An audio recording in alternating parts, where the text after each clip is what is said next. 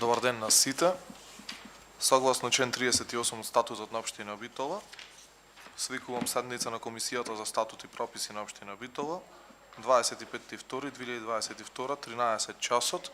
Констатирам дека од 5 членови присутни се 4, со тоа го имаме потребниот кворум за работа. Го предлагам следниот дневен ред. Една точка на дневен ред, точка број 1, решение за давање согласност на статутарната одлука за измена на статутот на ОЈУ Зоолошка градина Битола. Кој е завемувам да кренира?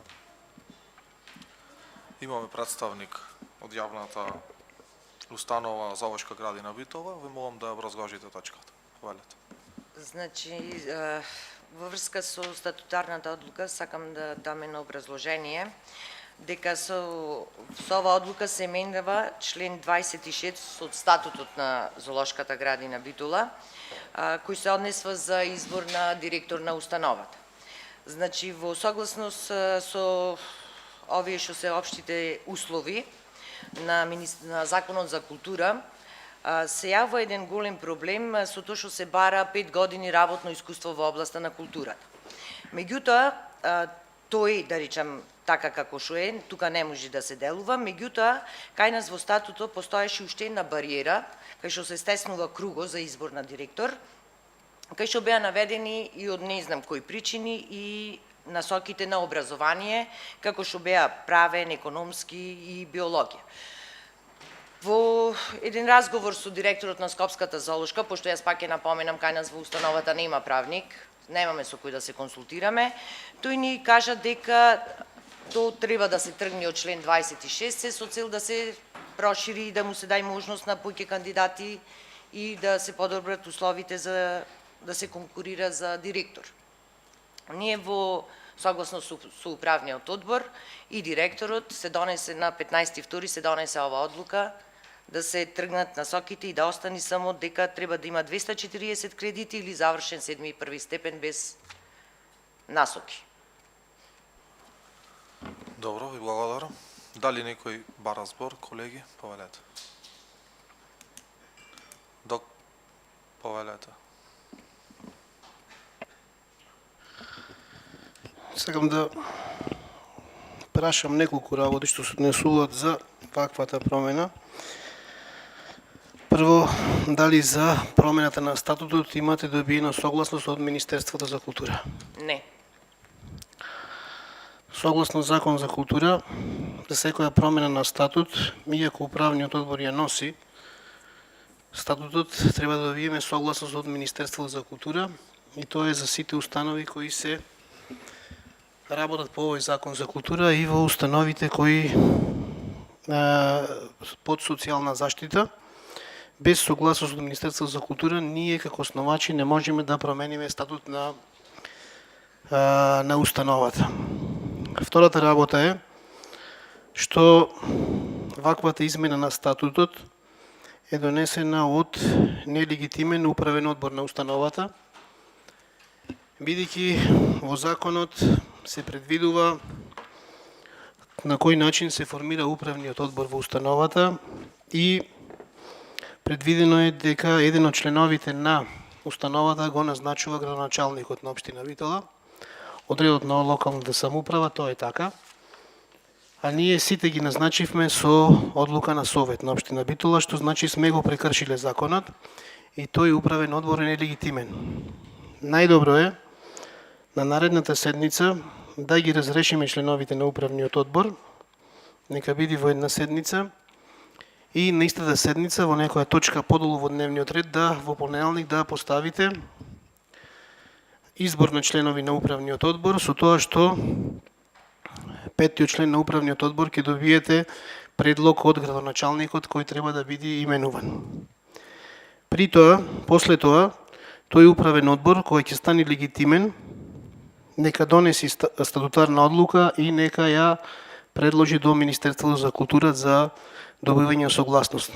По добивање на согласноста, Советот нема никаква пречка да ги усвои измените на статутот кој ги предлага тој управен одбор. Вака како што сме направиле оваа работа цела однопаку, не можеме да избериме и ова нема никаков легитимитет. особено без согласност и особено без легитимен управен одбор, назначен надвор од законот. Ви благодарам. Благодарам. Јас како председател на Комисијата за статут и прописи се консултирав со службите на општината за овие наводи на колегата советник и само видов од Законот за култура и од Законот за јавни установи. Колега Валентин, според Закон за култура постојат два вида установи, јавни и национални.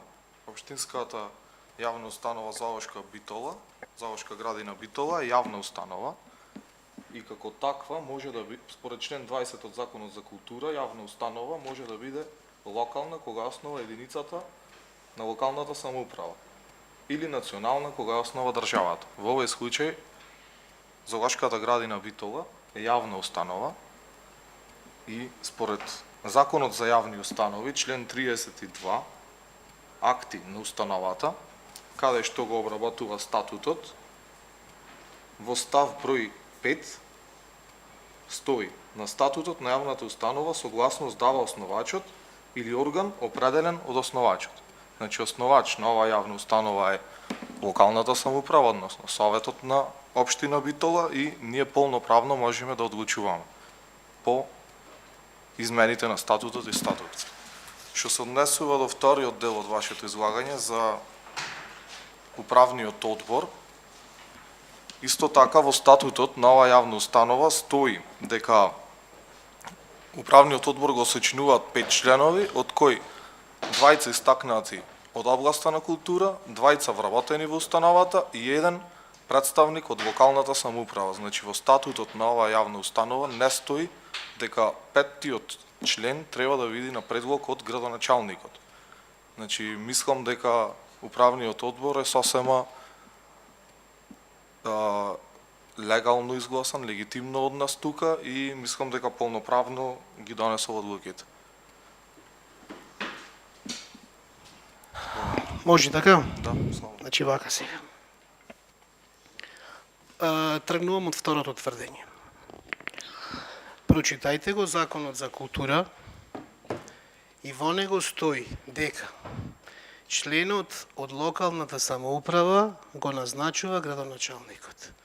Не може статутот на установата да биде повисок од Законот за култура. Значи, невозможно е.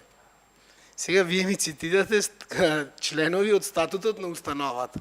Таму пише така: единица на локална самоуправа, а законот вели представникот за локална самоуправа го назначува градоначалникот.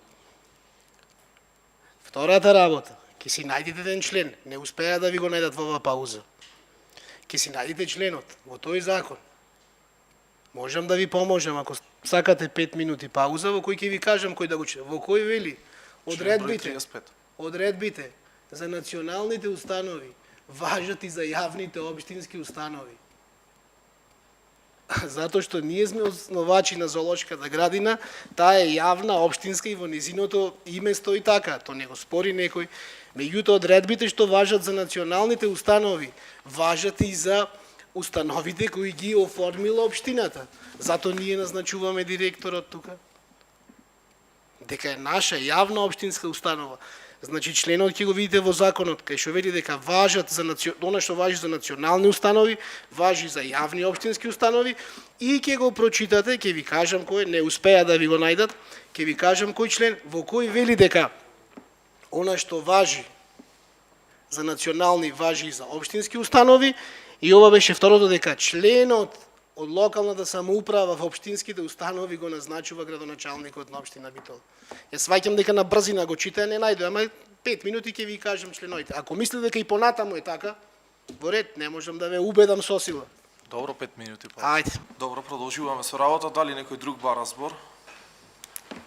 Повелете, Алмир. Сметам дека ова точка на дневен ред треба да се изгласа денес, бидејќи сме заглавени во правни лабиринти и ако терана работа не даде, зоолошката е во лоша состава, треба да функционира. Што се